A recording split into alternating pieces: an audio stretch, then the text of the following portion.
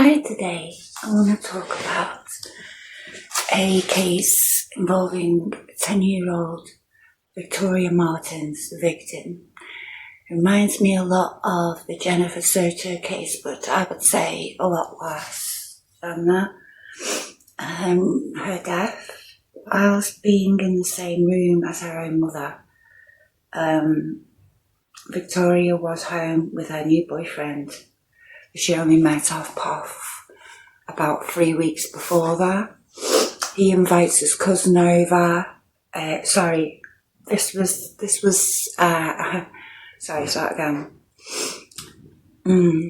Today's case, I want to talk about Victoria Martens, 10-year-old child who was brutally murdered on her birthday in 2016. Whilst her mother was present. She only got 12 years, which I find a disgrace and a disgust on our system, and it just really does rile me up, like the sort of Jennifer Soto situation. We all know that she was lying. We all know, we can tell, and you know, she was so detached from that little girl, it was obvious. And this is a similar type of situation. Victoria Martens' mother was frequenting sites like Puff to meet new men, to put likely to just put herself first before her own flesh and blood. It's a really sad case, and I just want to read part what their grandparents said about her. They filed a wrongful death conviction. They're suing basically the authorities for the death of Victoria because apparently they had previous people come forward telling them that suspected molestation was going on at the home. She also went to the police herself about somebody who kissed her own daughter, and then to go from that scale to meeting Fabian Gonzalez on that dreadful 23rd of August night. They went round to the property where his girlfriend lived. He's only known for three weeks. It was Victoria Martens' birthday. She was only 10. I'm going to read in details why she shouldn't be released and what she was doing to that little girl. And it's in the autopsy. I've read that as well. My grandparents say that they filed a wrongful death for claims from the court, which I find really weird. Even though she admitted to being gratified by assaulting her daughter, or 10-year-old daughter, as say reminds me of Stephen Stern's case and his parents. I've listened to some of the jail calls of this lady, and does she realise what she's done to her own granddaughter? I don't think so. But she was locked away she got 12, she got immunity, she got 10 years. Why are these people being released? I'm going to give you evidence why this lady shouldn't be around in society, because like Jennifer, this wasn't something that she only once, this was form, and what I'm scared of is her being released to end up like Jennifer Kelly, who was his cousin, who went round there, and that's a female. We don't normally hear of female abusers, but in this case, there's two. And she tries to detach herself so far away from it, like Jennifer Soto does, that you start questioning what's going on in this case. She suffered horrific abuse and physical sustained inactions of Michelle Martin and Jessica Kelly and Fabian Gonzalez before they refused immunity. Well, she doesn't deserve immunity because she told them what was what. It would have come out anyway. You know, what she was doing to her daughter. You can't get away with doing that and then not expect to be caught. I'm grateful now to hear. I'm going to change this camera. It's the worst angle I've ever seen.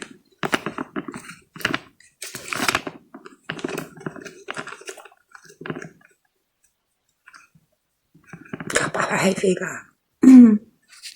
Right.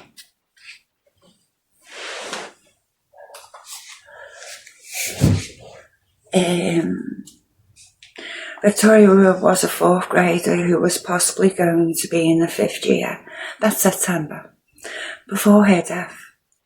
She loved the colour purple, gymnastics and her church, and swimming. In July of 2016, Michelle Martens routinely searched for and found men on the internet dating sites to sexually molest her daughter for her own gratification and so she could get money through child prostitution. Goes on their statement complaint to say, this is what I felt was going on with the Madeleine. Oh no, this is what my opinion is. This is what was going on in the Madeleine Soto case, I feel a lot. But they couldn't prove it, could they? I mean, sadly. On August 23rd of 2016, Victoria celebrated her 10th birthday that night. Around 8 p.m, Fabian and his cousin Kelly drove to Michelle Martin's house and parked outside the front. I looked into Kelly as well. You know, she's already been she'd just been released, his cousin, from killing another child, a 15-year-old, with a knife. So, you know, this lady has fun, you know, and the sentence that you'd think like 15 years hard labour would do something to a person and change their aspect of like what their crime entailed. But not in this case, because she helped Fabian murder this little girl and dismember her. And it's a story that's so sad, and we've not got any updates on these things. And I thought I'd look into it because I think people are curious what's going on there. I like to look at cases that people are really, it's an injustice that she's only got 12 years, you understand me? So, I mean, look what she did. She partaked in. She could have stopped it, but she didn't. What possesses a person, a mother, to do that extremities to that degree? What gives her the unmaternal feeling that most of us women don't have? We wouldn't be able to allow it. And what is it with these women that are so desperate for men that they will overlook abuse? Or, I mean, in this case, she seeked it out. I can imagine poor Victoria was terrified of the situation. I mean, from one day to the next, she didn't know what was going to go wrong. And then, you know, it sounds very complicated, but she even went to the police over one guy kissing Victoria, but didn't. The authorities didn't follow it through, didn't follow it out, seeing what was happening. I think it was about 6 months before this happened. So it was on the cards what was going on. And, yeah, she shouldn't have been around a mother. I think things like that, and you're putting your child at risk, first off, right? Or the touching children, and you know what, even like touching a child's hand without asking is wrong. So to me, I was shocked to see this interview with her, and I confessed everything, and then only get 12 years, and these two guys have got like 40 years, 20 years. So I mean, I don't know, figures 20 years, figures 30 years actually he's got, but even there, I think, you know, if someone's got background in this stuff, and you've done it previously before, why are you giving her 40 years and then 6 years suspension? Because she's done 6 years. You don't realise the extremities of this case, but this mother was allowing things that you just wouldn't, you know, treat an animal that way. It's deprived, it's so deprived. And this woman disturbs me even to look at, you know. I'm not the most beautiful woman in the world, but, you know, you should know when someone's getting taken advantage of when you're her age. And it's like, she didn't give a fuck. Oh, she did. She doesn't care. And these women don't care about their children. It's extremely, so sad. And I wonder what we can do in situations like that. I wonder why people don't just go, I can't cope, I want to have my life back. Please take my children off me. Is it the money that keeps them going with this, you know, the benefits of that? You know, financially, she was prostituting her, you know, but she didn't admit to that, but she was. I'm going to investigate this, and deeply as well. I'm about victims on this channel, and I find it really sad that once upon a time, I was like, I'd never do child case, I'd never do things like that, it's too close to home.